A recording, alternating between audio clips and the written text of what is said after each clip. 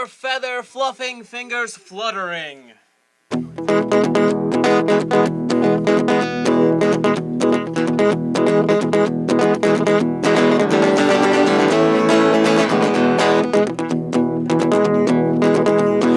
Come on, nerds, now gather round. There's a new podcast hitting town. Grab some cans, yeah, nice and tall. Frosting cold, now slam them all. It's time for their two Can Rants. Gather round now, cause it's two Can Rants. We rant on comics and all that's cool pop culture stuff. We ain't no fools. Two beers in, you're hitting your stride. Crack some more, come fight me, guy.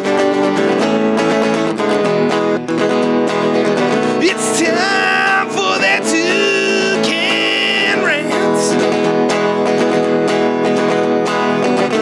Gather round now, cause it's two Can Rants.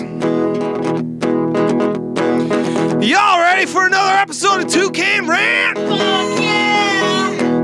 Well, so are we.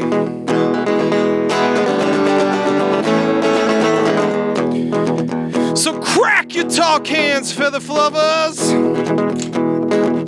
Oh yeah, motherfuckers.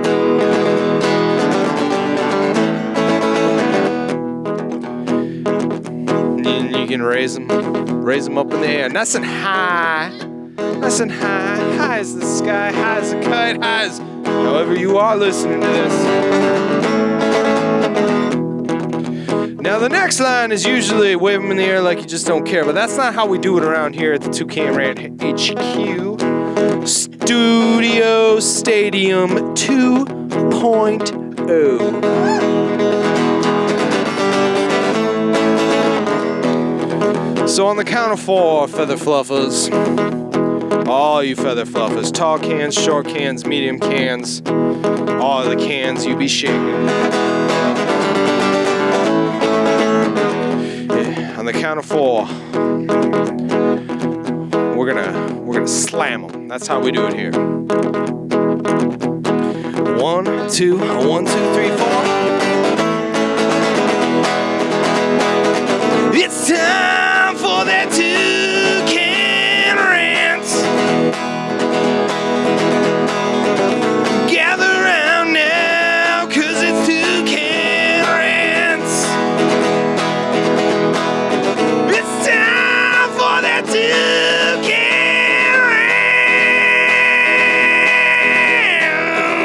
Gather round now, cause it's two Can Rants.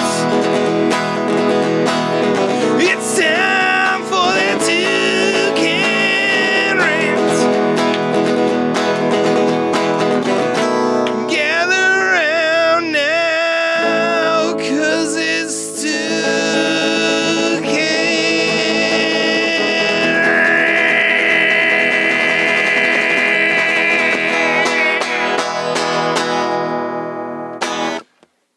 Well, we'll see if it sounds good. Anyways, welcome to Two Can Rant. We're just two cans with two tall cans who can rock because we got two tall cans. I'm JD, I'm Jeremy.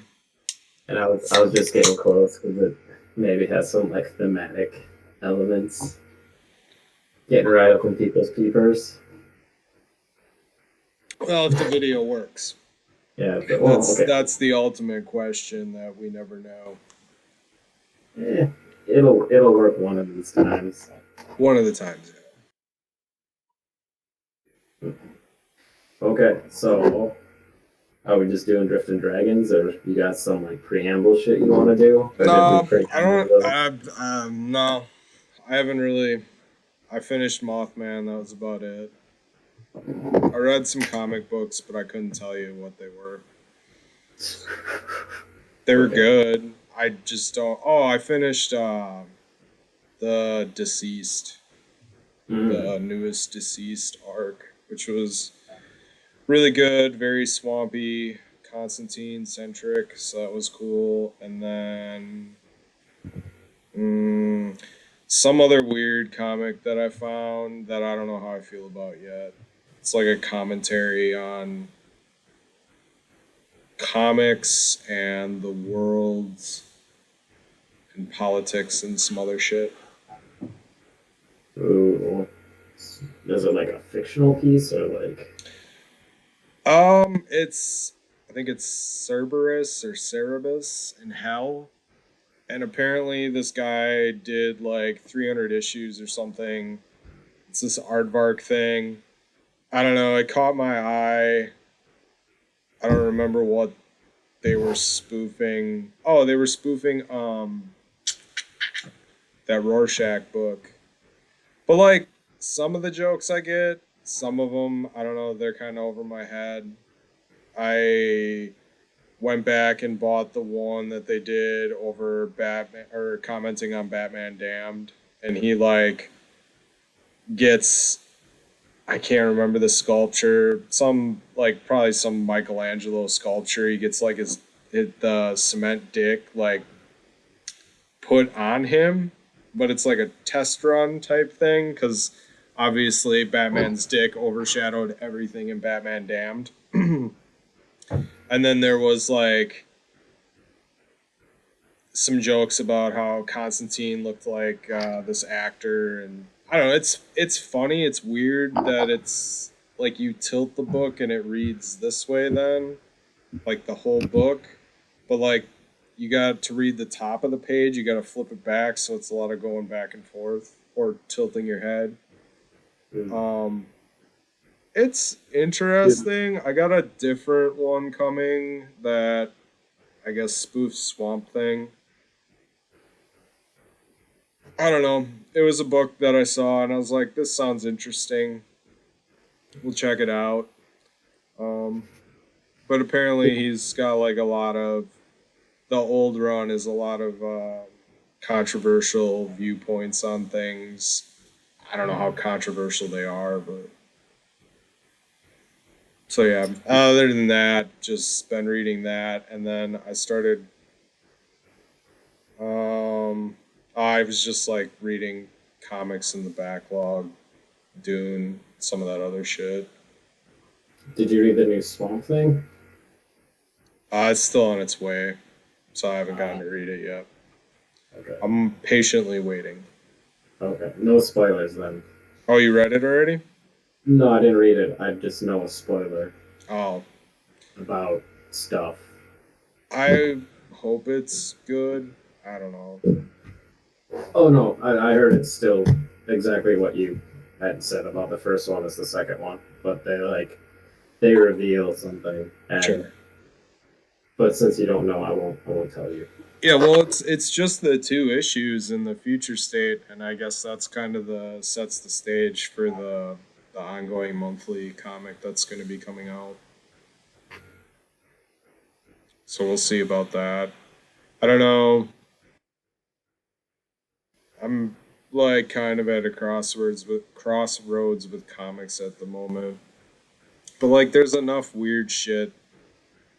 that weird indie shit that I've been like kind of getting into, so I'll probably still follow some, but like my orders have dropped off drastically since metal's been done. That's fair, but just keep reading so we have enough to talk about, even if it's like obscure stuff that no one really cares about. Yeah, 'Cause I, well, the new Sasquatch in Love is coming too. I'm pretty pumped about that. Number three. Um, wait, they're up to the third. Oh shit! yeah. I Well, got there's only really. four. There's only four in the whole arc, which you can get digitally already, but I'm being like anti-digital. So You didn't tell me that the second one came out. I would have gotten it and read it, and then we could have. I thought we talked about it. I'm pretty sure I thought we talked about number two. My bad. I never read two, so I could have swore like I brought it up. I could be wrong. no, I couldn't even really tell you what's going on with it. It seems like a really long time ago that two came out, even though one and two were really close. So maybe three and four will be close. I don't know. I got to reread the first two to get my mind back in the world, as it were. Um, but yeah, I got that Space Bastards book that I've been reading, and Scumbag, and that's about it. I'm waiting for Money Shot to come back. Supposedly it is. I don't know when. Nice. Yeah, I really like that money shot. There's a guy who does like top 100 comics of like the year past. Yep. I think I sent it to you last time. That Professor Thorgy dude. Yep. Uh, there's one called "We Only Find Them When They're Dead," which is like it's like a sci-fi book. Yeah. Yep. You've heard about that? Yeah, it sells out really fast. Like every single time. Like you can't get them. I had heard about it. I was thinking about waiting for the trade. I know nothing about it other than everybody's buying it, and it's supposed to be really good. Yeah. Oh, okay. Well then, yeah. It's pretty much gods when they die, they become flesh or whatever, and they taste really good. So people go and like try to find them and eat them, and they like sell their parts. So it's a lot of it's like drifting dragons but in space. I was gonna say, is it drifting dragons with gods in space? Yeah, that sounds pretty But cool. so this one crew is like their objective is to try to find a god that's still alive. To eat. That's that you eat, yeah, because that's better when they're still alive. Is it cannibalism then? Even though they're like I mean they're real now, right? They're mortal, but they're gods. So is that still cannibalism? It depends on if you want to go like the Buddhist route where we're all gods. But if you're an atheist, then it's not cannibalism. But you're eating a human, kind of. No, they're I don't know. different. Gods I and just humans no. Go ahead. I think gods and humans are different. Like if you ate Zeus, well, I guess it depends on what kind of eating you're doing. But if Sometimes the it's not necessarily cannibalism. but It's otherwise. if the god dies and then becomes mortal, aren't they human then? I guess not necessarily. That's a good point. Yeah. Because then, like, if you eat monkeys, is that cannibalism? I don't know. I was reading an article the other day about people making cheese out of breast milk, and some people argued that that was kind of cannibalism. I think it was a very poor argument, but I was more or less like, why the fuck are people making cheese out of this shit? Like, That's the real question. That was my thing too. Whether or not cannibalism. Like, yeah, they're going with, is it right to eat it? And I'm like, why? What drove you to even try? Like, are we on a shortage of milk from other places or what? I mean, I guess they make goat cheese and sheep cheese, but it's yeah, really more of a stretch, though. I'm surprised that it took this long for that to actually be a thing. I mean, that's not something I'm gonna try anytime soon. But you eat cheese, right? Yeah,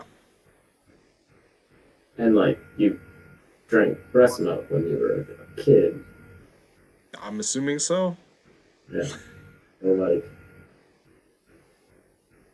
I don't know. It could be really good. It could have like even better nutrients for us than like dairy. Just It's a viable source of nutrients. just a weird article I read, man. I don't know. Yeah, I don't want to go down your trend, like your internet history thing. Oh, it's just food news. I've been looking at different news about food, and I saw some about cheese, and it took a weird turn. All right. You think they make cheese out of dragons? Do dragons give out dairy I that don't they can know. make cheese from? I mean, they made mayonnaise from the oil, That is true. so maybe. And clearly, they have offspring. Yeah, but Yeah, I was very confused about what they were actually, what like baby dragons. Oh yeah, spoilers. There are baby dragons in Drifting Dragons Volume 3. Well, you should just say spoilers. We're going to talk about Drifting Dragons now. Oh yeah. So if you have not read Drifting Dragons 2 and 3 or 1, you should probably go read those and come back to this. It's like it's like the first official spoiler alert we've been giving for any of the things we've reviewed. We just go into it. And then we give the spoiler. Yeah. But we gotta do it proper now if we're doing video. True. Gotta step up. True. True. Maybe we can put some graphics in or something. But yeah, number 3, there are baby dragons. All right, so like a brief synopsis of these. Volume 2, we follow the crew of the Quinzaza as they go to a port town that specializes in like selling dragon meats, dragon meat. And in the process, they end up finding one of the ships. I'm doing a really shitty job at this. I don't think so. They go to a town. They go to a town. They do some R&R there, and while they're doing their R&R, another ship comes in that has caught a dragon that they decided to poison, but the poison didn't stick, so the dragon comes alive, and the whole town has to band together to fight the dragon off. And number 3, after the escapades of them defeating the dragon, they go off hunting more dragons, as they are wont to do, and they come across a herd, a big group of dragons that are migrating. And in the process of trying to capture one, the Tamika gets cast overboard, and everyone thinks that she dies for a minute. And you actually find out that she was saved because dragons have a different sort of flying mechanism that doesn't require wings, and she slowly floats down and she's able to live. And then it's about her trying to get back to the crew, and the crew trying to find her.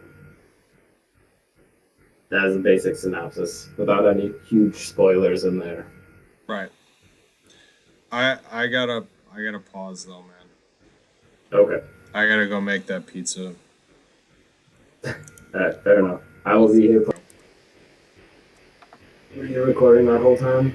No, we're good. Alright. Are we starting over, or are we just carrying on? No, we can just carry on. You did a good job summing it up. I'm gonna eat pizza while we do this. I don't really care. Oh, cool! Now I get to watch you eat. That's fantastic. Sorry, everybody does. Don't really care. Well, not if you do it off screen. That's you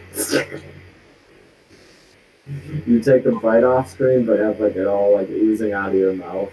Like, It's just a little bit of cheese, dude. Yeah, it's not that big of a deal. Might have to make this again. Alright. So, is it still good? Is what still good? Oh. Drifting Dragons? Yes. I still enjoyed it. I was a little mad about the the cliffhanger at the end of 3. To be honest with you, because now I gotta buy more. Not that I didn't. Yeah, I was going to, but maybe sooner now than I first would have. I really liked the second book when they kind of opened up more about the dragon, or what do they call it? Draking. And they met that like shaman type dude. Oh yeah, the old man. Yep, I really liked that. I really liked that story arc there, and it definitely, you got to start seeing some more character development of the characters on the Draking ship. But something you had mentioned, that they start looking at more than just the main characters or what we perceived as the main characters, which is pretty cool because you see those auxiliary characters and to give them names and feelings and whatnot is definitely interesting. What's that one dude's name? Jira, I think. Zero. Jiro, yeah, his love interest. That was interesting. Yeah, Katya, the golden-hearted whore. I think is the trope. Oh, really? Yeah, it's usually a prostitute that has like a heart of gold.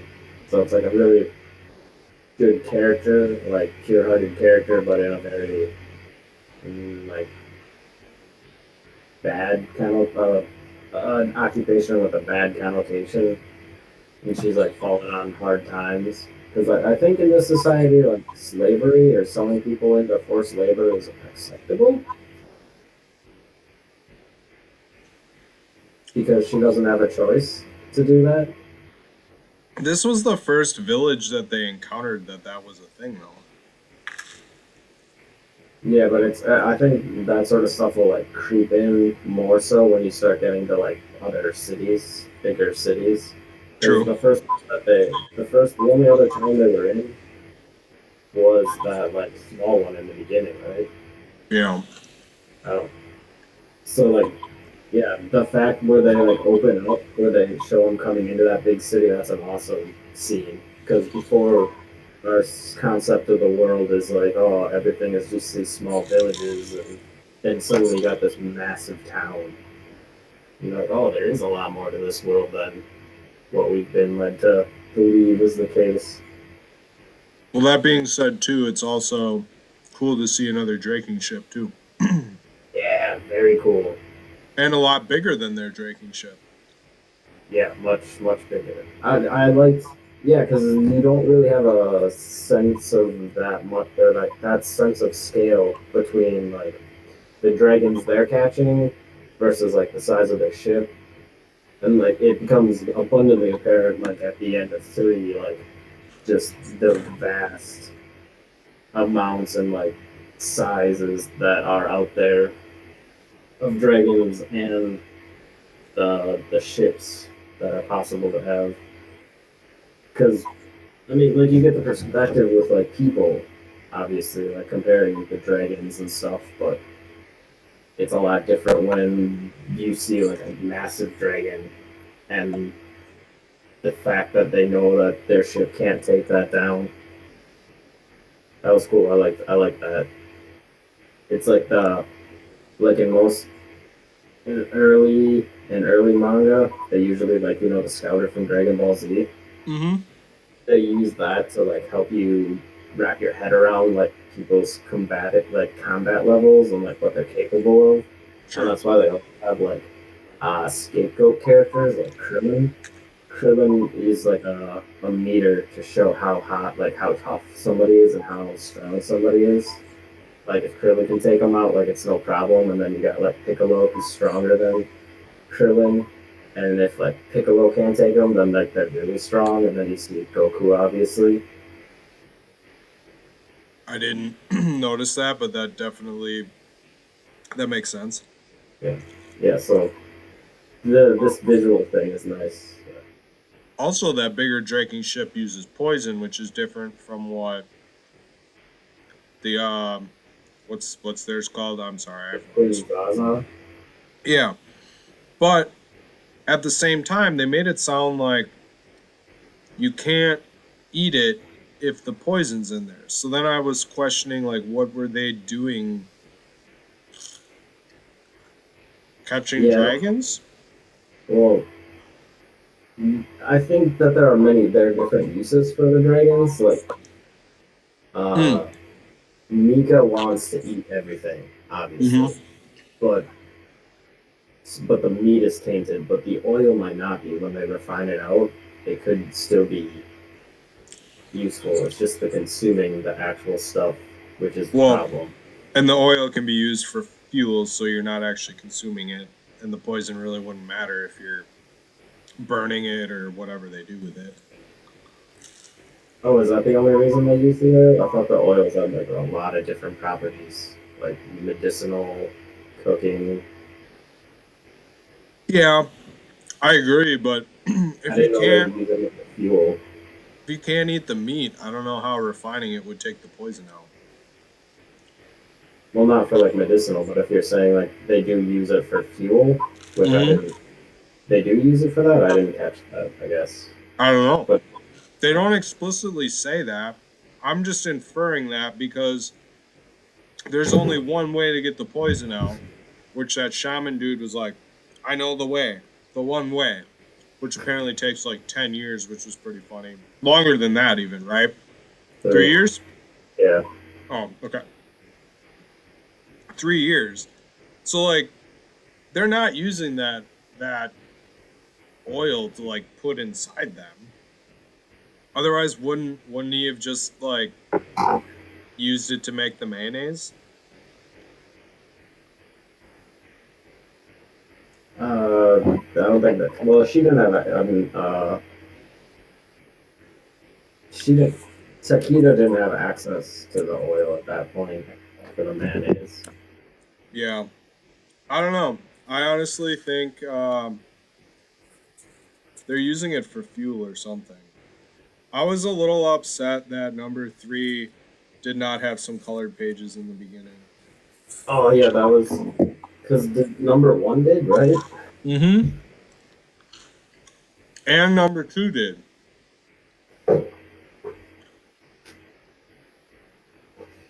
but number three did not. Yeah, Which I understand to a point, but if you're putting out like a book form, it's almost like the trade at that point. In which point, or in which case, I'm like, we'll put a little extra effort into it.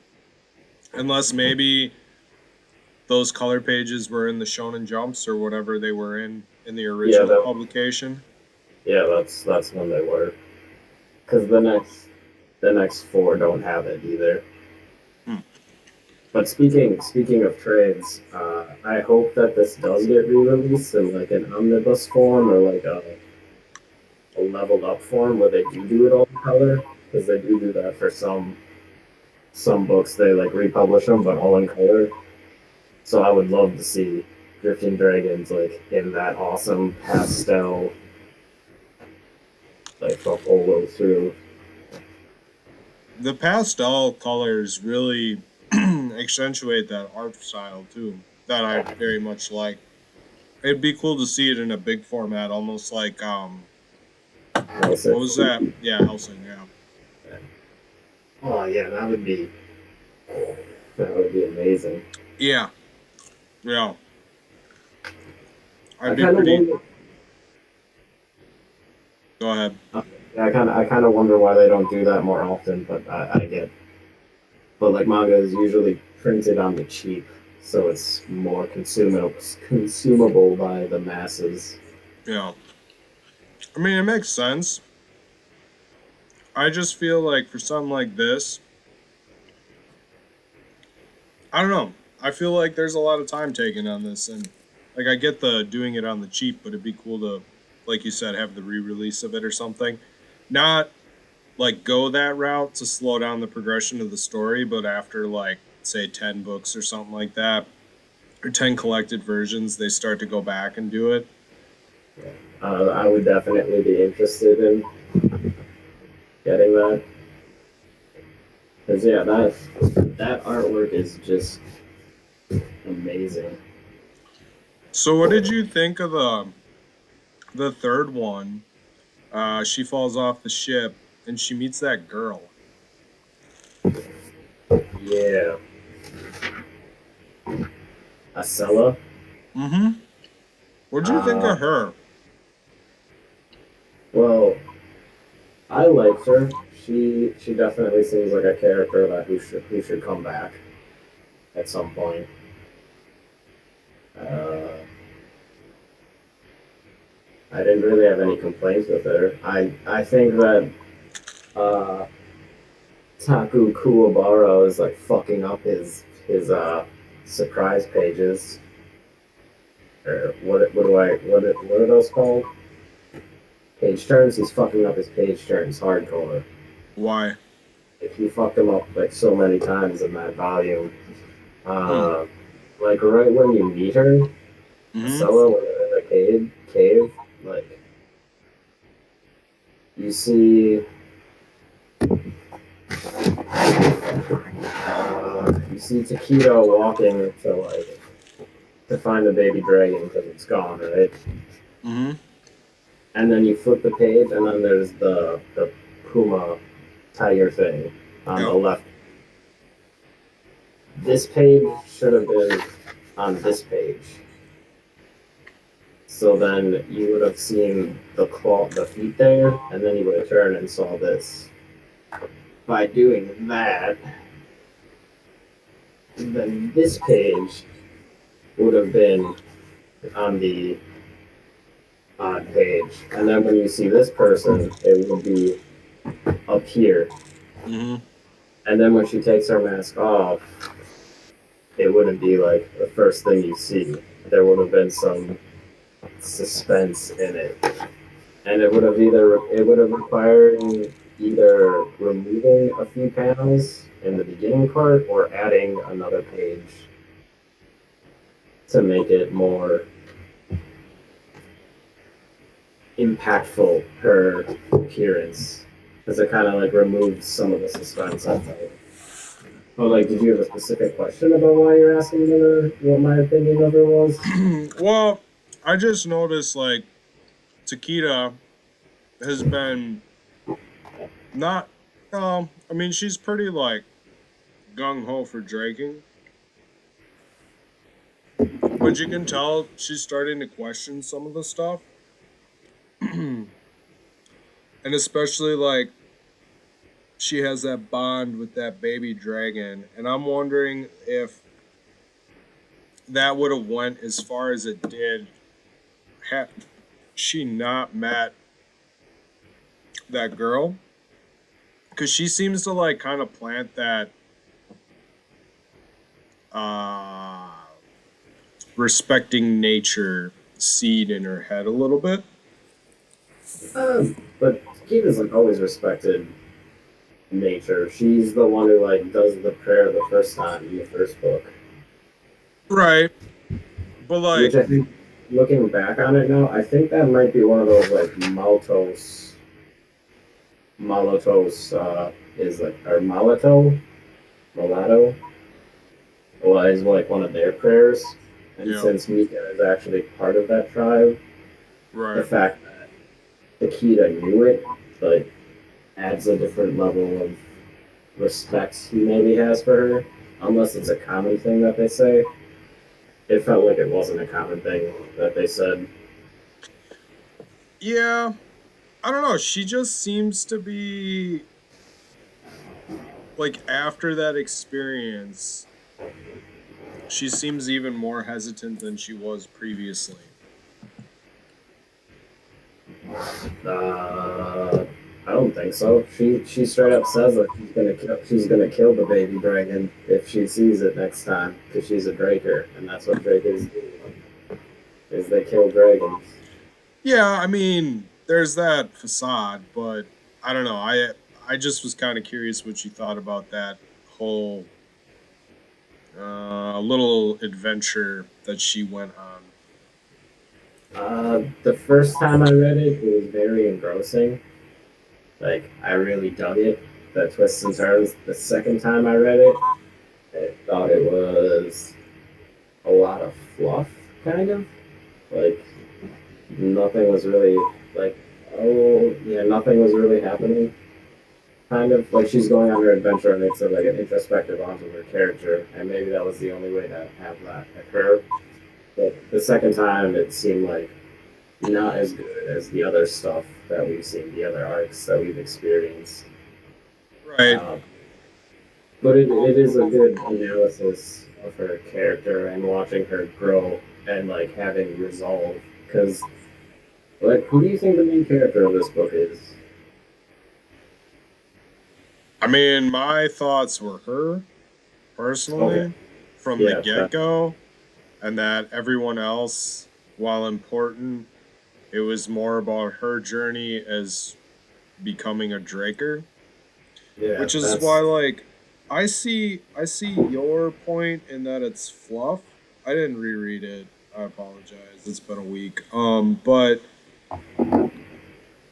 I see your point in that it's fluff because I kind of felt that way like the first time through. Like they're delving into her character specifically more, which again kind of lends itself to her being the main ish character, which is why I wonder if there's something more to that. Like she may have said what she said, but when she meets that dragon again one day, is she gonna kill it? Or was that just what she said in the moment? Because that's what she thinks she needs to do. But like these seeds are slowly starting to be planted, and she's having these like close up interactions with these creatures. I don't know. And then like I thought that from the get go, but then you sent me that article about the glorifying whaling and comparing it to this. romanticizing whaling. Romanticizing, thank you. And then I really started to question it. Like, would a guy do that? Like, I think it'd be pretty ballsy to be romanticizing it. Maybe he is to an extent, but looking further down the road, is that like the lesson to be learned? I don't know. I mean, you could start throwing that in there, but in the beginning of the book, which is maybe just like a preface, they put in like all works. It says this is a work of fiction. Any resemblance to real people, groups, and events is purely coincidental. Like, there is a good chance that it was based off of the premise of like whaling, because especially when you get to like the third one, when like that one like a stingray looking dragon swoops down and eats the three serpents, the tricolore. Mm. Uh, like right there, I had read that before I read the thing, but I was like, oh wow, they've just inverted like the ocean for the sky. Sure. And so like I can like, and that's a kind of a simple premise. Like these people are just like deep sea fishers, and instead of going for fish, well, they're going for fish, or they're Right. not going for fish and whales. They're going for dragons. Right. And but to say that like, and then the fact that they carve them up and do all that stuff, like sure you can parallel that to whaling and like how like there are similarities obviously, but I don't think he's romanticizing it, the aspect of whaling. I don't think they're like romanticizing killing dragons. That's just what they do because like people have to eat, and these dragons aren't necessarily in danger. I know you had mentioned that that's a possibility in it. Like that's why there were fewer drakers was because they were like running out of dragons. But in the end of three, like Yeah, you see there are a shit ton of dragons. right. Right. And the conversation when whaling in general wouldn't come up if it wasn't the fact that it was overfished, right? Like no one would give a shit. They could be crab fishing for all we care, then. But because it's this big creature, and that's kind of like you look at the dragons, they provide a lot of different things: food, fuel, different things. I honestly think they really respect the animals in this because they're using every single part of them. There's that. I don't know. I don't know about the little preface at the beginning. I mean, you don't see that in all manga. I To me, if you're giving a warning, you're worried about somebody possibly being offended by what you did or connecting those dots, and you're like kind of heading them off at the pass, like, oh yeah, this is a thing where you might make these connections, but we're we're we're not, that's not what we're doing, which it could be it could be a pure thought. I was surprised somebody came at him that hard. It And was like just I weird. said, there's the idea of like romanticizing something, but there's also the idea of like they're being respectful to these creatures and like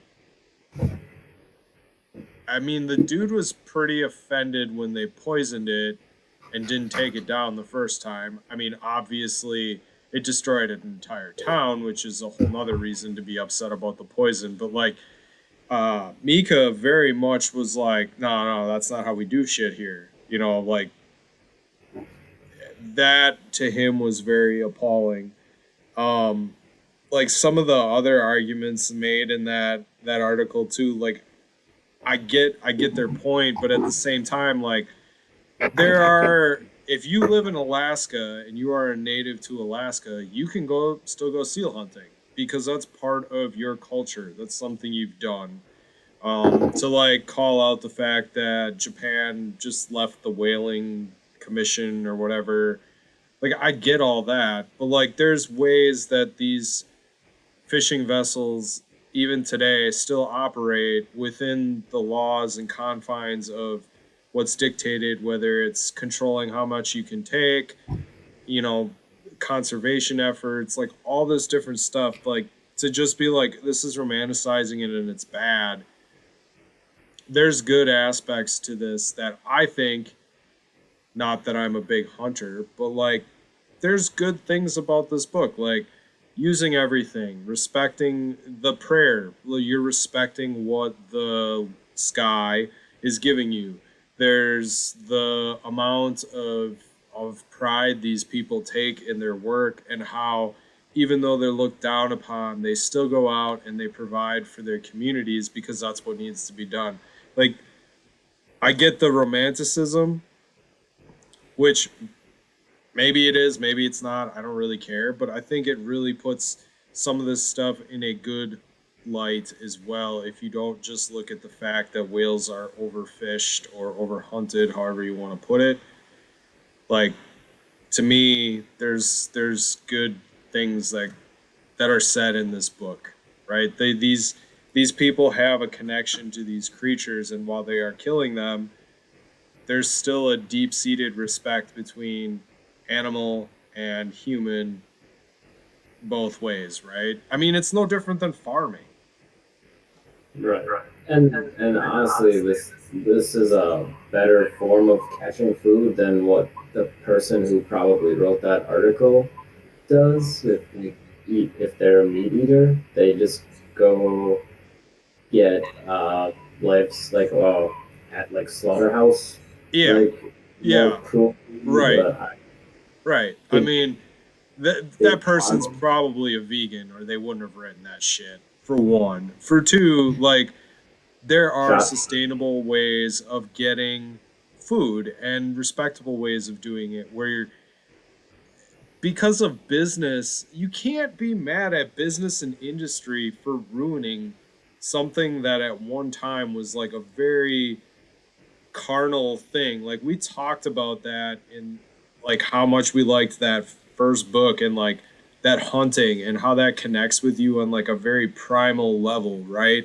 Like I wasn't hunting. I was saying killing dragons. But killing dragons. Okay, but and I said hunting is a very primal thing. Like there's something to be said for putting that in a light in a cool story with cool characters that I'm not saying like that is the main premise behind that book behind these books, but like it's a pretty cool thing in my opinion. And you even have like older generations handing down like these customs and ways of doing things to these to the next generation and the next generation being open and embracing it, which honestly is part of the reason that farming has become the way it's become is the world's changing and our generation doesn't want to do that shit or not as many, you know. yeah, because yeah, in this universe they don't have like dragon farms where they Well, yeah, keep no, them. no, no, I get that. I'm just saying, but like to see that like passing down of stuff, I honestly think it's pretty cool. Yeah. I really connected with that second book in that aspect, and the fact that they're passing on these traditions, which is, I mean, that's interesting to me. I like folklore, so there you go. And they do have some like folklore in here. I wish they would have gotten more into it when they were looking at that tapestry. Mika's Yeah, like some of the lore behind it, and they brought up the butcher Eno, who could carve a dragon whole single-handedly. right. I they would have like gotten more into that, especially since like they brought up the tricolore as being like this legendary, rumored, mythological kind of thing. Same with that storm dragon or whatever. Like there are these like rare sightings. I wish they would have. Hopefully, they will in the future. But like in that case, if Mika knows like all these stories, if we would have like shared some and done some more world building, because like you've gotten a little bit of world building, but that was a perfect opportunity to add some more mystery to it. Yeah, I think they'll come back to that. I honestly think they're still trying to get the characters all set in order. It's maybe moving a little slower than what we would like, but this Oh guy no, is definitely not Grant Morrison.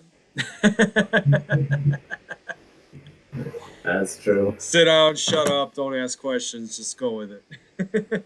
I don't know what's Oh, going on, but just go with it. You'll find out at the end. but so I was looking before at like the manga, because I Oh have yeah. Fire Force and Bleach, and they both don't have that preface in the beginning. But I have Ready Player Two and Crooked Little Vein, and both of them have that. So Crooked Little Vein is this book is a work of fiction. The characters, incidents, and dialogue are drawn from the author's imagination, not to be constructed as real. Any resemblance to actual events or persons living or dead is entirely coincidental. Ready Player Two is a work of fiction. Names, characters, places, and incidents are the products of the author's imagination. Blah blah blah blah blah. Did Like you I read? think, no, I Sorry, didn't go read. ahead. I didn't read No. either of them. Okay. But like that's a thing that happens in a lot of like books, more like literature. Right. Because I don't like comics like DC or Marvel. I don't think they have that in there. I don't Right. have But one. there's a reason. I know for a fact there's a reason that that's in there for Crooked Little Vein. But that's in almost every book. Like you go open Dresden in there. I guarantee you, 100%. I don't remember seeing it. Go get one of your Dresden books, man. No, I'm not. I'm not running upstairs right now. No, But no, like, it's always on this page. okay, 100%. okay, Almost every book you go into, it's on that page. okay. Because they know people are gonna sue them. No, it's in Spencer and Locke too. All characters are fictional. Anyone living or undead is purely coincidental. No part of this. Right, but I honestly, well, I know it was in Spencer and Locke, but that's because they're spoofing off of No, something. no, no, no, no. It's just what's in all. It's what's in all books. Any bound graphic novel kind of or any book. Go get another book, dude, and look it up. I'm not gonna run upstairs right now, man. If I go upstairs, I'm not coming back down. In Kaiju Score. All names, characters, events, and locales in this publication are fictional. Any resemblance to an actual person, living or dead, events or places without satire or intent is coincidental.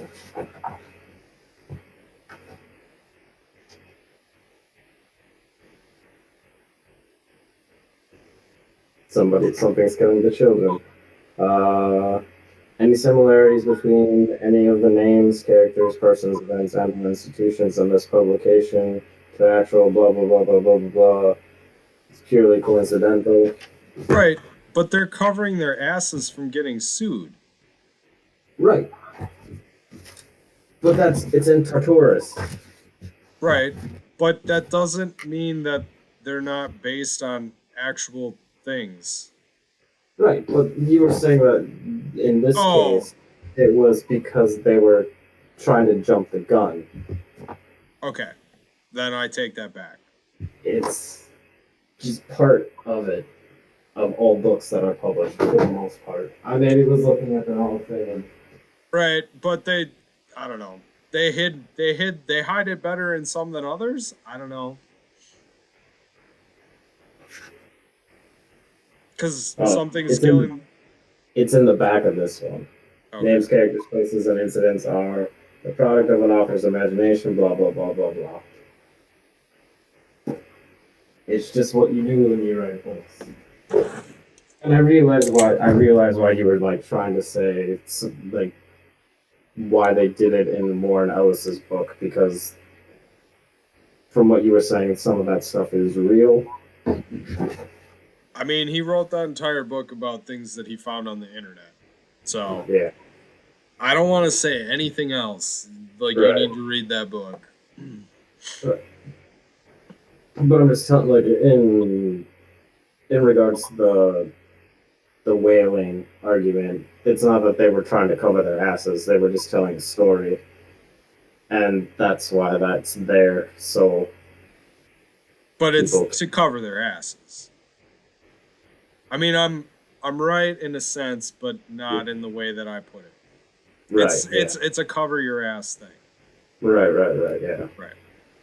But then you were saying it with Spencer and Locke that was only in there because it's a parody. Well, I mean, that's okay. I get that too. But again, covering their asses. Yeah, no, you're right. You're not. I'm wrong. You're right. Yeah, but you're right too, because that is why it's there.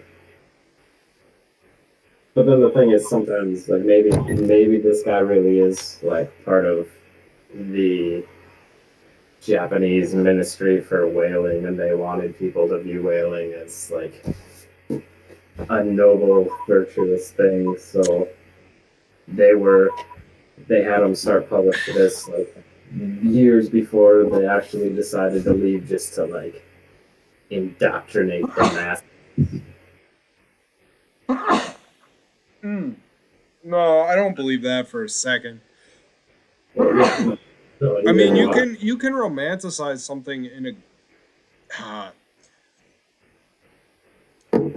If that's Japan's plan to like turn the entire country to support whaling, it's a shitty plan. Because I mean, and the world's view of whaling, like, okay, yeah, we're gonna publish this manga that maybe it'll be massively consumed in Japan, but like outside of the world or in the outer world, like maybe a quarter of the people will read it. And I'm not getting on a boat anytime soon to go whaling, I'll tell you that. But if it was a Zeppelin, You got me. Again, I talked about this last time. I don't know where I'd park a Zeppelin though, so yeah. I'm not even allowed to park on the street 365 days a year. So there's that. Although this would be floating, I might get away with it. Who knows? But we already that's what I posited last time, and you're like, no, we can't do that because you gotta have gas for it. Well, yeah. We'll The make it things float or don't just float. Like, you gotta keep filling them up with gas. whatever. Yeah. Gas No, dissipates after a while. I'm not saying I don't know how expensive it would be, but it could be expensive. We don't know. It's no different than buying a helium balloon. After a while, it doesn't float anymore. The gas dissipates. yeah, how much does helium cost? It ain't cheap. They charge you like $2-3 to fill a fucking balloon. Okay. So then here's another argument that I have against the whaling thing. Okay.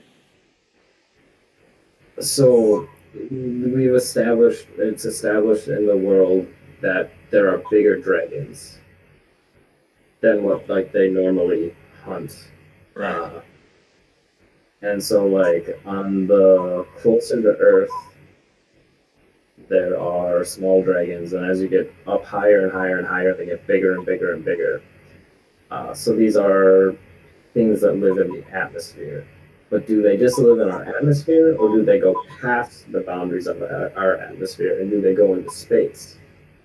Because if they go into space, because these do not look like typical dragons, that's just the word that they're using for them, which might actually be incorrect. They could be considered worms, possibly, or drakes. Like, dragon is a very specific term. I don't remember all the variations of it. I think drakes have their claws on their wings, and they don't have legs. But these do not look like the typical dragons that you see. Like, maybe this one does. But these ones do not look like dragons. Right. That one looked like a stingray. So my question is, what if these aren't dragons? They're not even from this earth. What if they're actually aliens? And they're trying to invade us. Or invade this world. I mean, could be. So then, what if the whales would take over the world if we didn't hunt them? that is a question. Maybe, Right. maybe Japan has saved us by killing all the whales. Could be. You never know. I mean, All right, so I have a really they fun all look. theory. They all look like, huh? What'd you say? No, I said I have a really fun theory, and you're just like, oh well, whales are aliens too. Then What was your fun theory? Humor me. If it's fun. that they're alien invaders. They just don't know it. Oh, well, I think it's funny. They all look like sea creatures. Yeah, well, there's that. Because it's just flipped. It's a fishing odyssey in the sky. Why can't people just enjoy it for the story that it is? Do you really think people are going to go out in droves and start hunting whales? If there's a zeppelin involved, yes. Well, yeah, but that wouldn't happen. You can't Okay. hunt whales with a fucking zeppelin, dude. So the only reason I actually got on that thread found that was I was looking up like atmospheric beasts, which is like a cryptid that people have noticed, and like a lot of them they're like ephemeral. Ephemeral? Yeah, that's the word. Ephemeral things that sometimes look like sea creatures. Like there's jellyfish. There's been multiple reports of that, and they're kind of like translucent and whatever. I was just trying to like categorize these dragons as to what they could be. Maybe they're Mothmen. They could be. Man, I've gone down this wormhole for the past like month. And at the end of the day, all I could say is, I don't fucking know. Like, how they made a movie out of the Mothman book is fucking beyond me. Because maybe I was sleeping for half the movie and missed it, but like, none of the shit that he talks about in that book happens in the movie, except for that bridge goes down. Have you seen the movie? Maybe. Yeah, I think so. I don't know. I know John Siegeloff was like obsessed with it in college, and I watched it with him, and I was like, this is fucking dumb.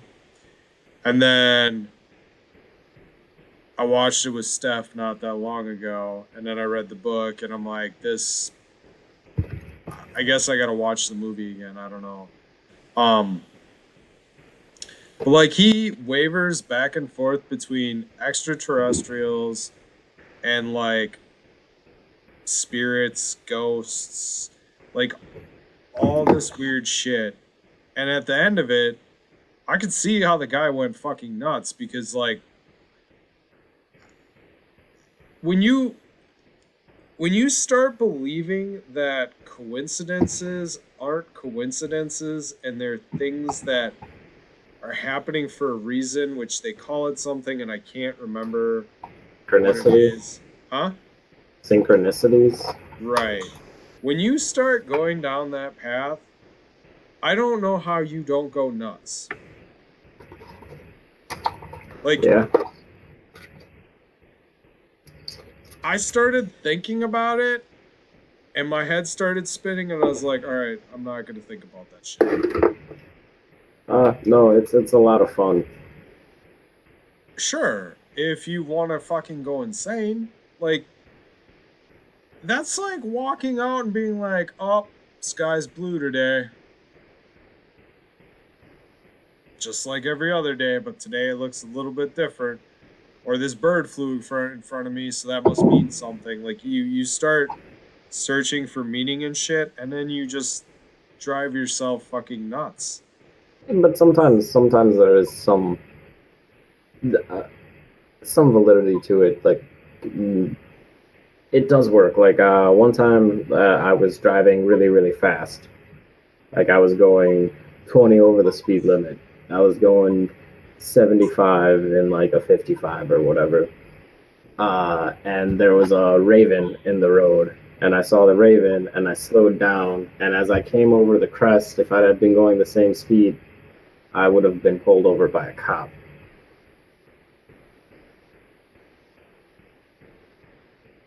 There are certain times where it does correlate, but it could be an after fact thing, is what you're saying.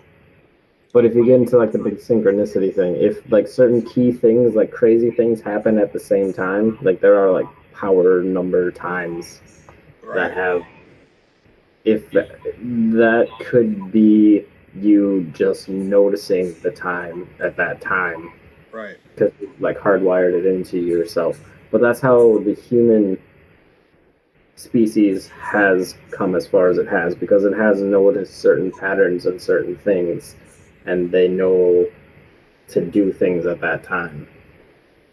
Like, that's why they think people with autism were like very important back in the day, because they were very suspect about stuff, and because they were so suspect about like eating certain things, that helped everybody else know what was good to eat and what was bad to eat. And you have to notice certain patterns with like animals and hunting and like migratory systems on where to go and where to be, and that's how you learn how to farm, because you got to follow these things. And you could say that they're synchronicities, or they're just the underlying rules of the universe, and maybe we've fallen out of step with that aspect of our mental sphere. There's a difference between the underlying rules of the universe and like noticing things for farming and things safe to eat, to you saw a raven, you slowed down, and you avoided a speeding ticket, right? I mean, It's a synchronistic event, though. I guess I need to start watching for birds in the road. But there's, I guess maybe I wouldn't have noticed. As I say, I almost got pulled over the other day. I'm surprised I didn't.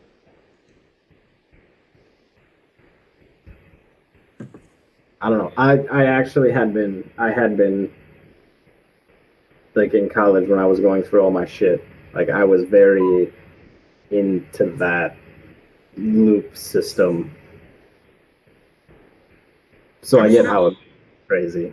Yeah, I get it to a certain point. Like, there's times where, like, I have dreams about stuff. And, like, usually there's, if they're really weird or they stand out and I remember them, there's usually something tied to them. Like, you'll dream about something, and it's not so much deja vu as it is, like, a warning or a, hey, look at this or pay attention to this type thing. Can we take a beer break quick? Yeah, we can take a beer break. We're gonna keep talking dreams though. All right. So dreams. What about them? You don't think they're like synchronistically linked to your like waking life? No, I do.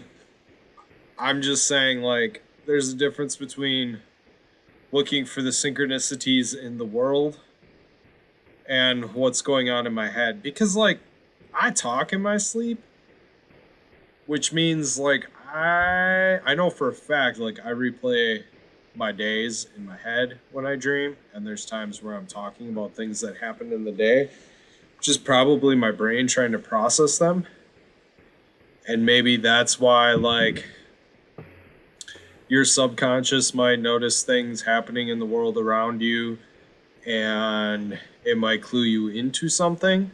But, like, I get stuck on the fact that, like, oh yeah, every time this happens, it's such and such a time, or like your Raven thing. I don't know. I feel like it's a stretch. Clearly could have been. But then you got to start wondering, like, are there outside forces at work?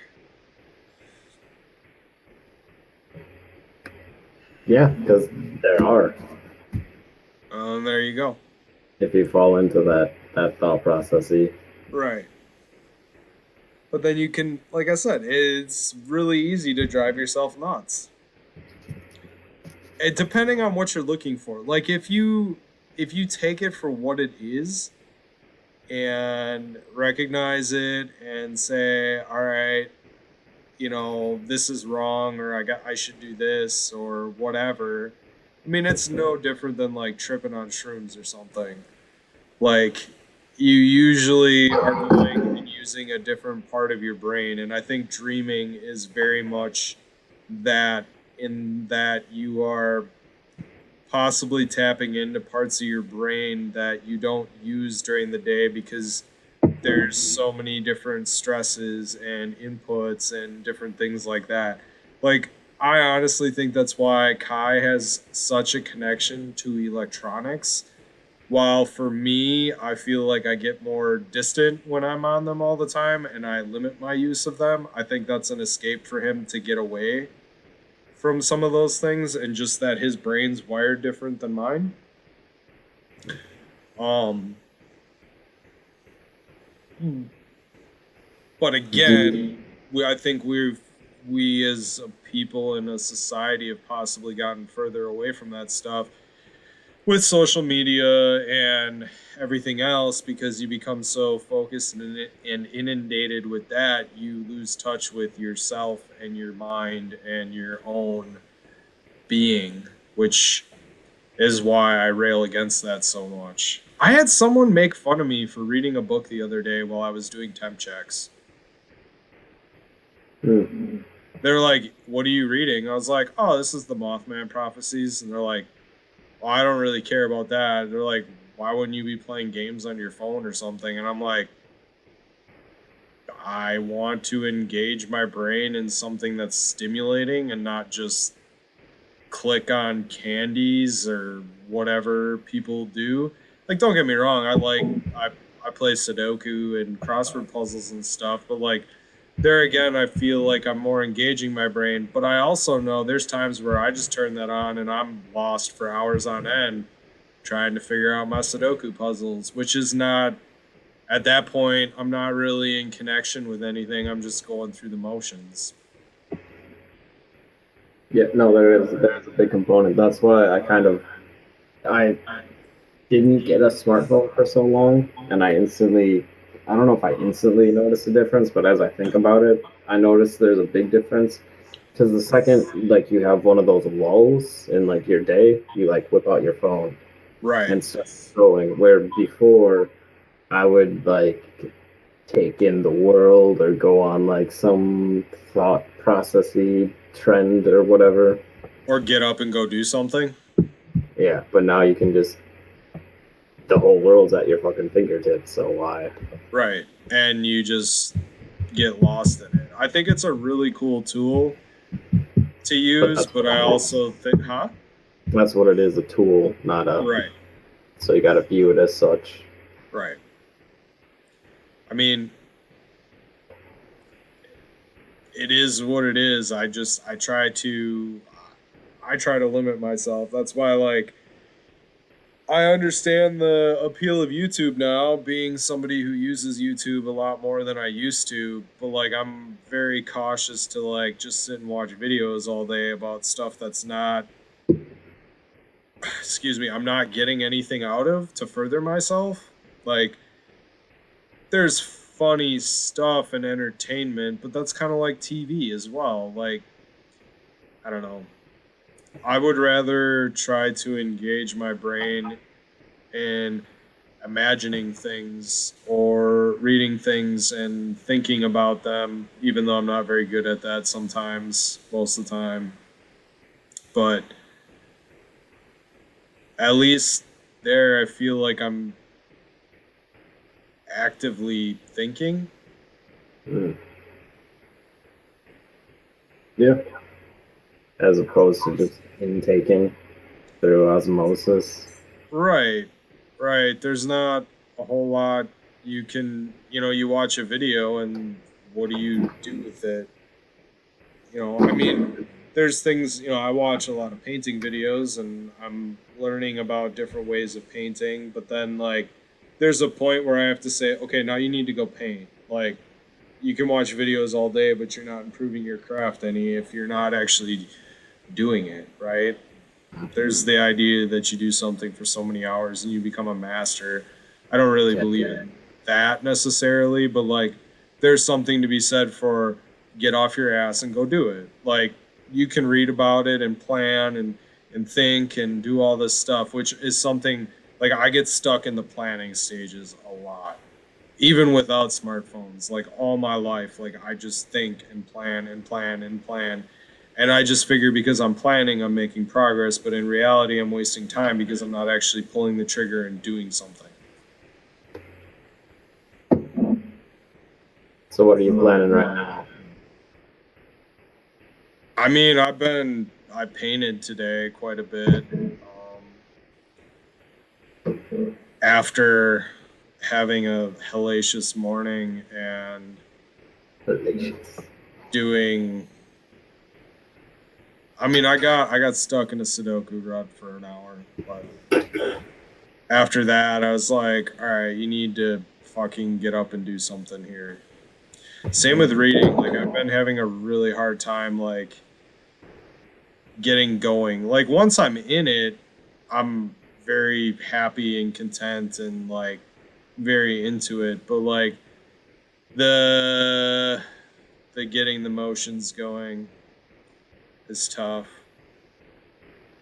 Yeah. Well, like I get the reading thing. I've had those books for a while, and I haven't even cracked them.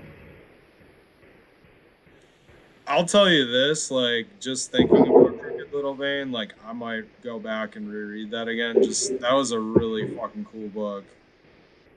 Just fucking crazy. Like, if you want just some, like, off the wall crazy shit where there's no way in hell you know what's coming next. Yeah, I opened my eyes to see a rat taking a piss in my coffee mug. Yep. Kind of in. I'm kind of in. Yeah, no, it's a really good book. That is one that, I mean, there's not like a lot of thought-provoking shit in it, but there's a lot of crazy shit. Is it all one story? Yeah. Oh. Well, Yeah. if you want to put it on the agenda, I can read shit. Yeah, I mean, I'm in the middle. Like, I started that short story book that I got you for Christmas because it was on the stack, and I was like, oh, I'm gonna read some short stories while I stand and take people's temperatures. I can't remember what it's called. And Centralia. Yeah, Centralia. Yeah. What chapter? How far are you? I read the first story. I think I'm in the second one. Oh, so you want to talk the first two stories? We could if you want. Yeah. I don't care. I'm sorry. I didn't mean to like start it without you. I was just gonna go back and reread them whenever we got around to it. They're pretty good. I really want to read Bun's shit. Like The first one was, I mean, I'm not saying these are like top tier horror stories by any means, but the first one was interesting. The second one is pretty interesting as well. But Alright. like, I'm not saying like you're gonna be like, oh my god, this is the most horrifying thing I've ever read. Like, I don't know, that seems kind of tame. But they're I don't know about thought provoking. They're fun. The first one was interesting to me. I didn't really see it coming. So, Well, and it deals with like occult type stuff, which I'm interested in. So I very much enjoy that. To yeah, come out yeah. of to come out of Mothman and go into that is pretty good.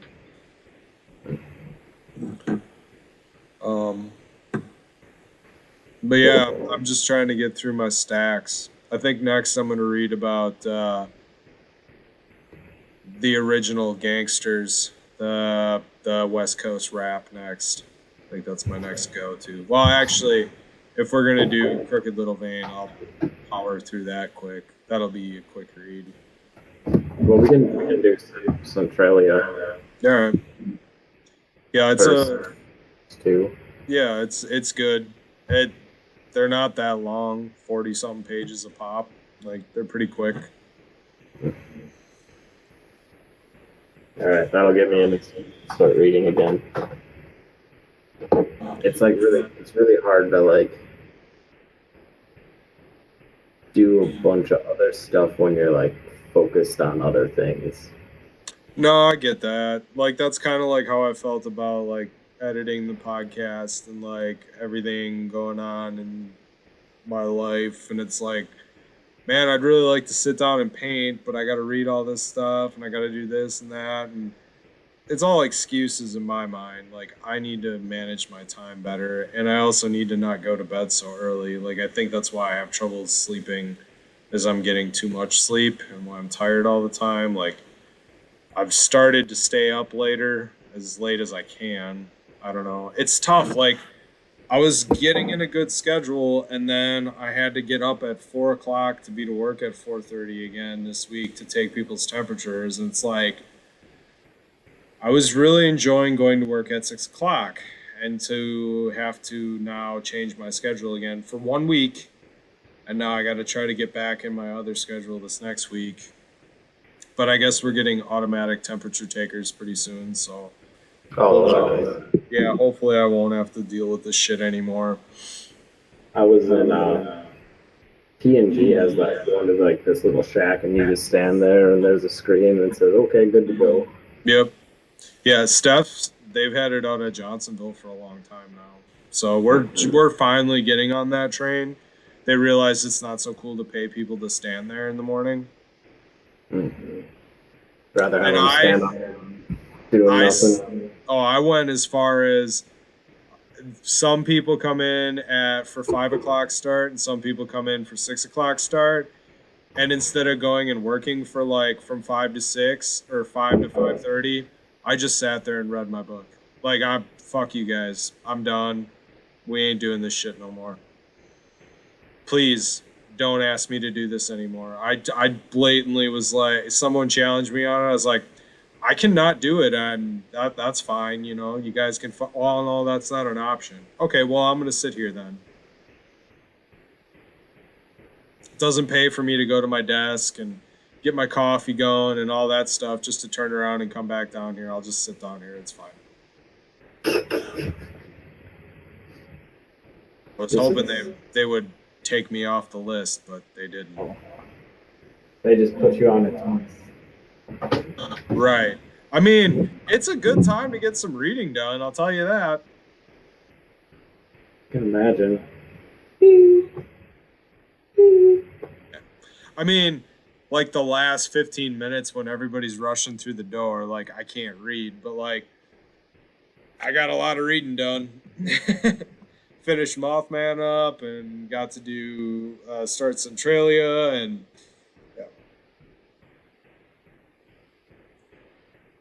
yeah. All right. Well, I'll get caught up. I'll do the first two. All right. Yeah, no worries, man. It's a weirdly formatted book. It must be like an independent thing. Yeah, it looks that way. I don't mind it. I feel like there's a lot of words on the page for the price, and like for the page count. I do. It doesn't bother me, but it is a different format than what I'm used to, I guess. Oh, this does have that same thing in the beginning. You're really driving the point home, dude.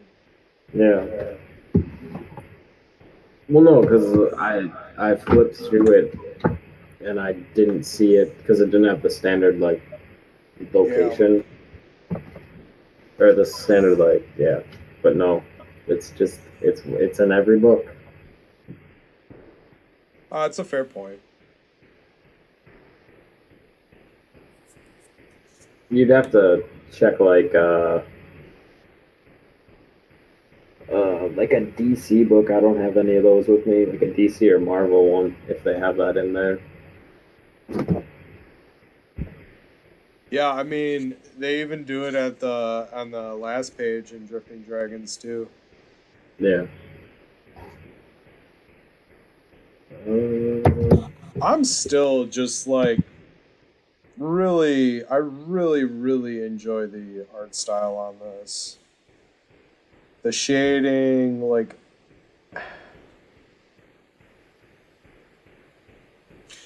the big ball of dragons is fucking baller. Yeah, I had a Like, question about that. What are they actually covered in? Like, what is that like a mucus that they're emitting, or I don't know. They didn't is really it say. water? Could be. Well, no, they don't. They don't say. I was just wondering, like, what your Oh, I was going with like a big thing of like jelly mucus type shit. Like Alright. that's how they like migrated. Like I've envisioned it as like the Canadian geese flying V, but they're like a ball of goo. Yeah, see, like it makes sense when you like do uh like underwater, like a school of fish moving, and they Hmm. create that sort of like whatever bubble around them, like because they're moving the water so fast. But like when you're in the air, that doesn't really happen. It could though. I mean, there's moisture in the air with clouds and shit. Maybe they're moving so fast they're like sucking all the droplets of water out of the air and forming this like orb of liquid dragon poop or something. I don't Dragon poop. know. No, but like there's something to be said for that. I mean, there's moisture in the atmosphere. That's how we get our rain and snow and everything else and fuck snow.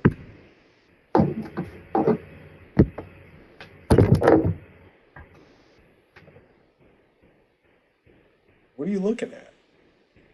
I'm trying to see if the fucking swamp thing has that thing in it. What thing? The disclaimer. You're really on that.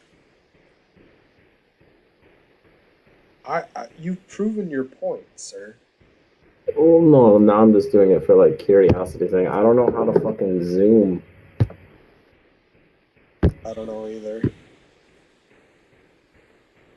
Can you do like the finger pitch thing That I've been trying on to your do touch that. screen? I mean, you got the touch screen. Yeah, it's not like I can swipe to go places, but I can't actually. But no, it's in there. I just saw it. It's really Okay. small though. All characters featured in this issue, the distinctive likenesses of something and visual elements are trademark. The stories, characters, and incidents something in this magazine are strictly fictional. So it's there. I was just checking because I had said it's not in there. Or you're checking a Warhammer code, I see. Well, it's a rule book. Oh, it says, oh, yeah.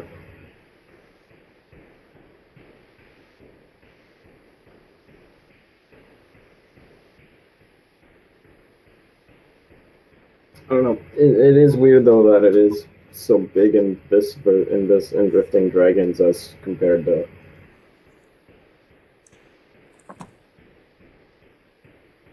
everything else. So then it is curious, like maybe they were trying to get ahead of the. Yeah, I don't know, man. I really don't know.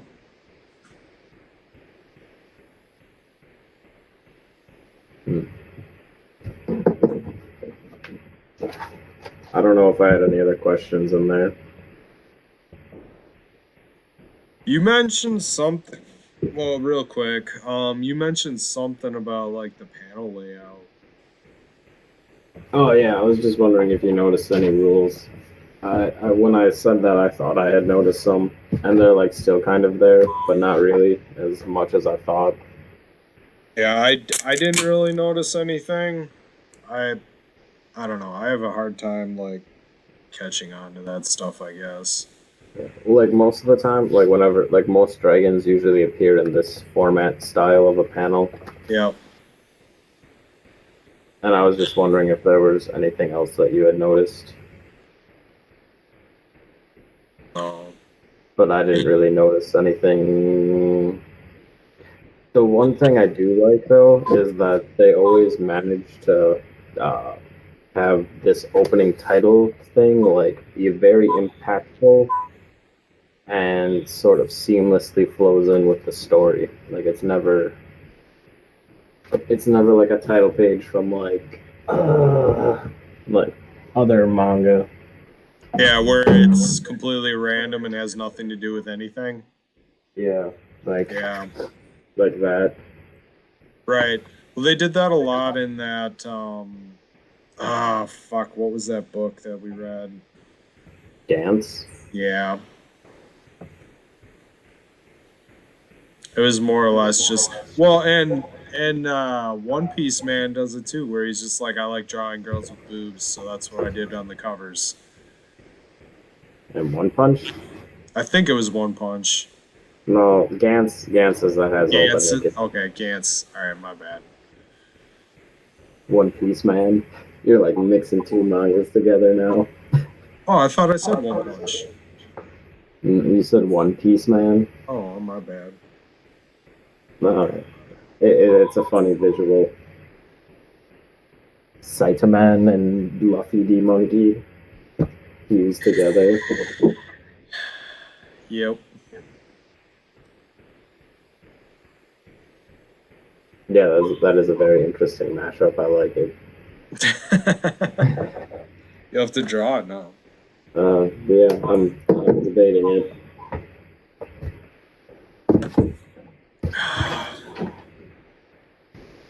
Yeah. That's about all I got, man. I really like the books. Like, I'm definitely gonna get the other ones. Did you read ahead yet, or no? Yeah, of course. I stopped though. I think I read up to 5. Still good? Oh yeah, it's still very good.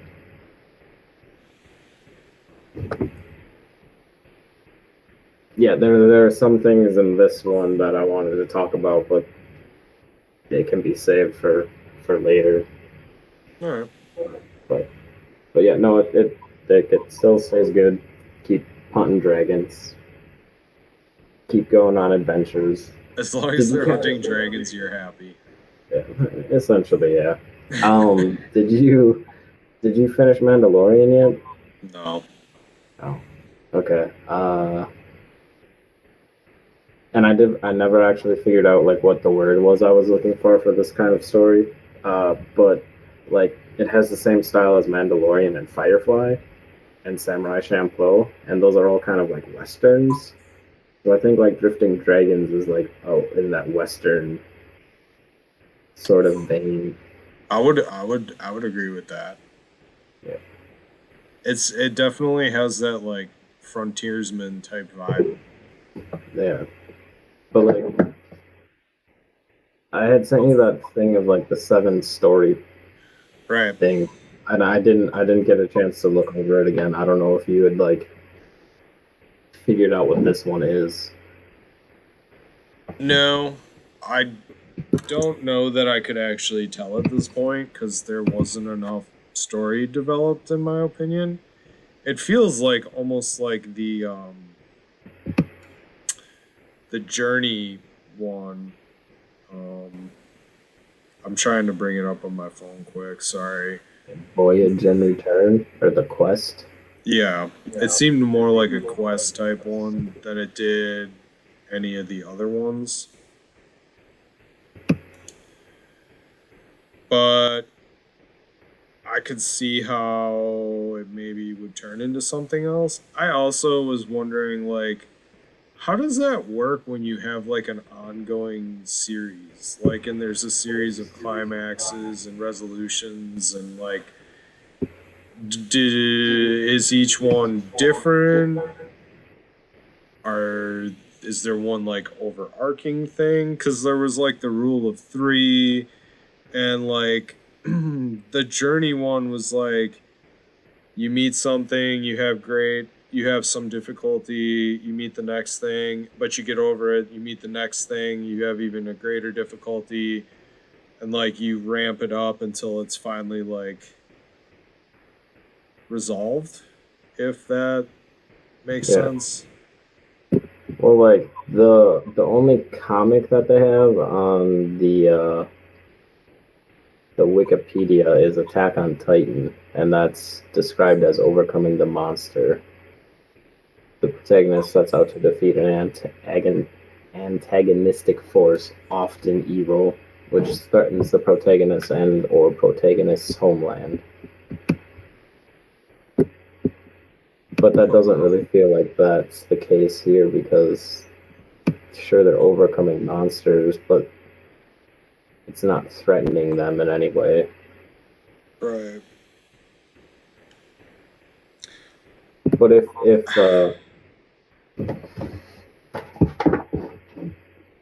Takeda is the main character, it could be the Voyage and Return, where the protagonist goes to a strange Right. land and coming threats learns, like you were saying. But like we don't know what her origin is. She just decided to become a Draker, which is kind of unclear why she decided to do that.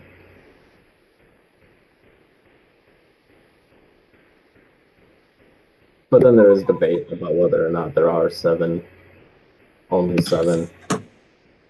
There's Yeah. big criticism about it. Right. But like that rule of three still intrigues me. And like I said, it's weird and like so even if you think about like Western comics, like how and I know they don't list comics here, but like so you have the saga of Swamp Thing, right? Just something I can relate to quick. Like he goes on like different quests and like some of those I feel like could fall into the quest, some of them could be the voyage and return, overcoming the monster. Like there's different things. So is it like an arc? But yeah, I guess an arc would be considered like a story, and then the next arc is a new story type thing, just with similar characters. Dresden would be like another good example, I guess, where each adventure could be a different type of plot. But it seems like they would be using like one of the same ones again and again and again. Especially when you get into a book that's got 17 iterations of it. Yeah, which then too you get into what's the plot of the book, but what's the plot of the 17 books? Yeah. You know, because like that gets a little more complex in that there's a story, there's just the story in the book, but then there's the overall story that you've been building on for 17 books.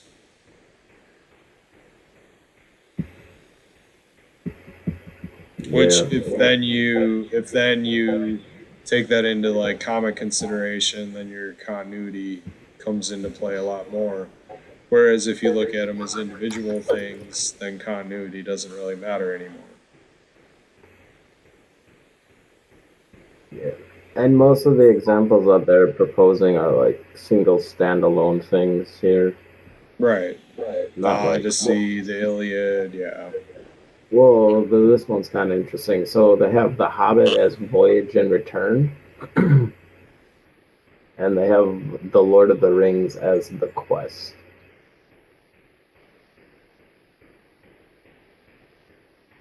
I wonder if they would have classified it as that as they were like The Hobbit came out, what would you have classified it as, not knowing that The Lord of the Rings was coming out? Because I could see the voyage and the return on The Hobbit, but if you didn't know that there were three more books after it, would you have considered it that? What would you have considered Dune? Rags to Riches? But kind of the opposite? Yeah, Riches. Oh, no. Well, not necessarily. Like he It could be fell. a rebirth.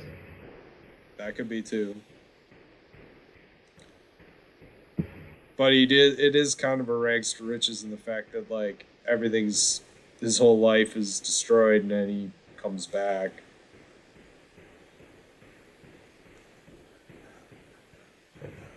They have all of James Bond as overcoming the monster. I've never read any of the books. Oh. Star Wars is overcoming the monster. Why isn't that the quest? Because you're fighting an evil as opposed to going to a place to get a thing. Okay, that makes sense. I don't know, I'm just looking at the what they have on Wikipedia. I don't know if I necessarily agree with this.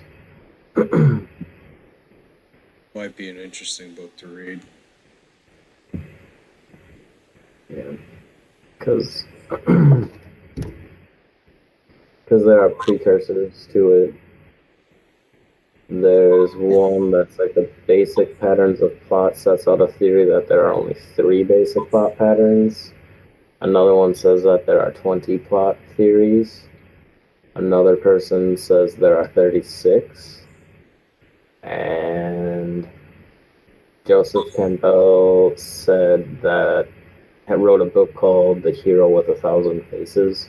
So I think he thinks there are a lot more than just 3 to 36. Yeah, but that's kind of one of those things like, do you want to get down into the minutia of everything, or do you want to generalize things into some bigger buckets? Which I think there's merits in both. There's merits in getting super detailed like that, but there's also merits in like taking a very bird's eye view of things and trying to categorize things as they are. Like Star Wars, like I get what you're saying with the monster quest or defeat a monster, but I could also see it as like a quest of growth. Like he didn't go out setting, or he didn't set out to defeat a monster. He didn't even really know what was going on until like, well, I guess towards the end of the first movie already, but I don't know. But if you look at the whole thing, the whole story, it's different. Right. Like What? if you look at like 1 through 6, we'll ignore the sequels for a second. That would be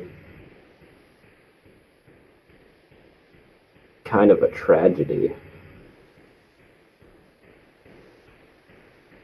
Yeah.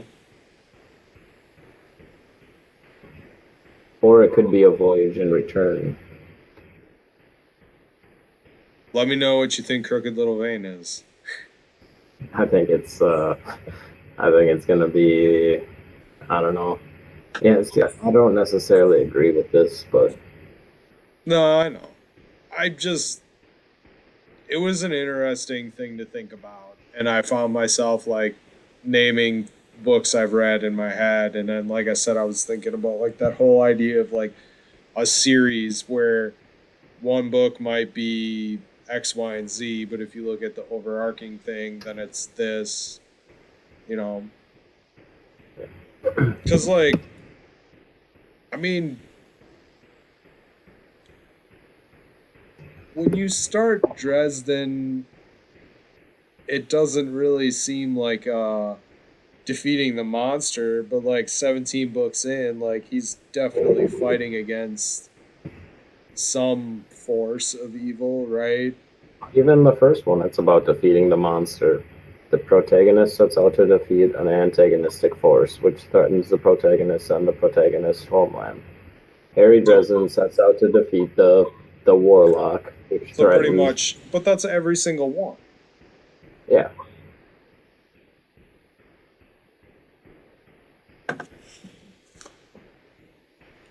Except maybe Skin Game. Then that one's a quest. The protagonist and companion set out to acquire an important object or get to a location. They face temptations and obstacles along the way. But also to defeat evil. Like he's also up against the monster in that Up against what? one.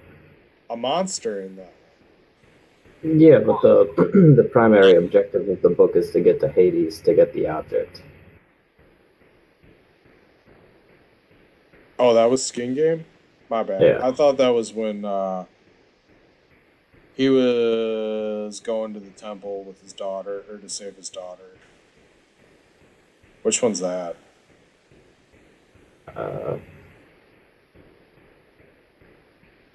Oh, maybe I messed up.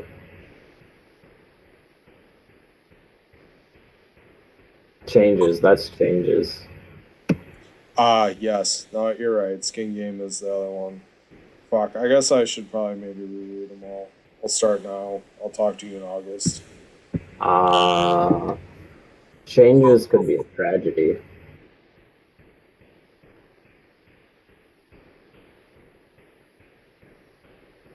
But also a Monster Quest. Yeah. I mean, Or it could be a rebirth. yeah, I get it. Well, fuck. If you want to talk about rebirths, then fucking what was the Battlegrounds is like a whole rebirth for him.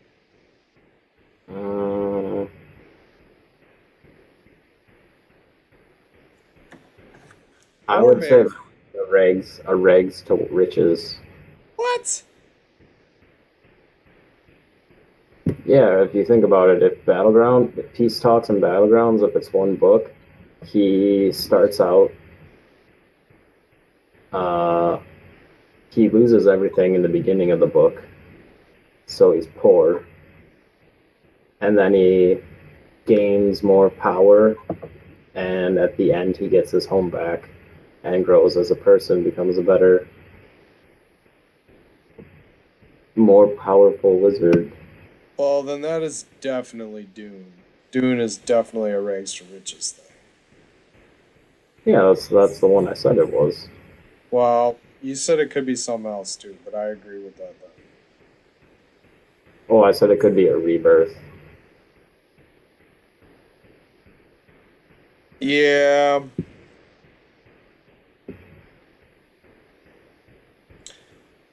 I guess we really won't know about Battleground until the next book to see. I think that one's gonna be a comedy. The next one? Yeah. Oh, I figured they all were.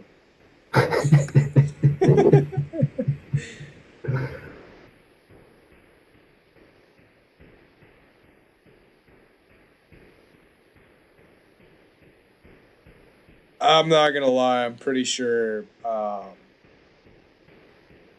Crooked Little Vein probably falls into the comedy.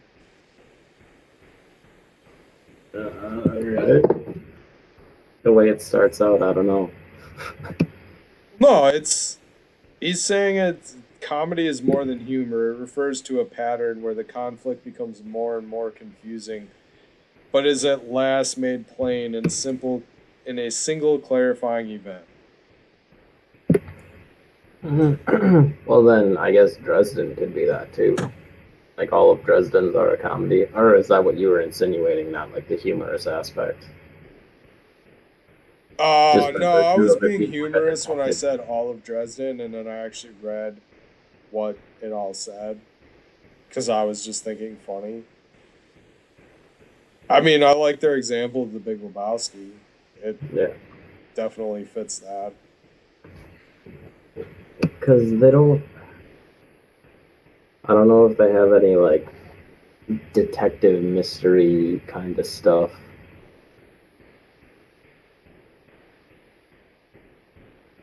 Yeah, but I think those would fall in. Yeah, I don't know. That seems more like a genre, and then those plots would fall within that.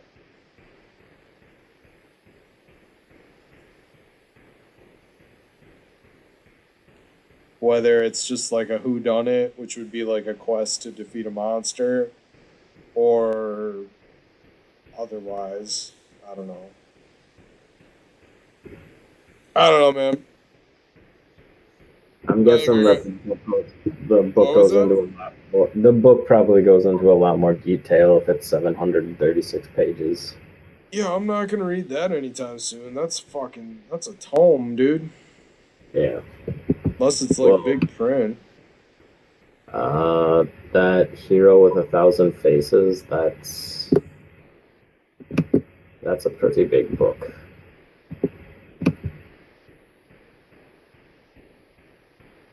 It doesn't actually have a page count. I know I have it, and I just haven't gotten around to reading it yet. Really? But yeah, it's like that maybe. It's pretty That's. big. I mean, my Warhammer books are bigger than that. Well, yeah. Well, you said you don't have time to read 700 pages or whatever. I know that your Warhammer bigs are like your books are like 3 books in one. So yeah. Yeah, it's like 1,000. I guess you're right. I do have time.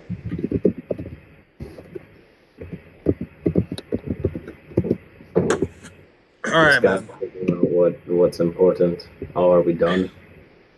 Yeah, I'm fucking tired, dude. And it's midnight, and I have a brand new bed I want to go sleep in. I'm not gonna lie. Alright, that's fair. So, with that, we are two toucans with two tall cans. Oh, Drifting Dragons 2 and 3. How many tall cans you give it? It's definitely still a two. Two in the air. I agree. 2 in the air as well. And with that, we're just two toucans with two tall cans who can rock because we got two tall cans. I'm Jeremy. I'm JD. Read some Drifting Dragons, bitches. Peace out. Peace out.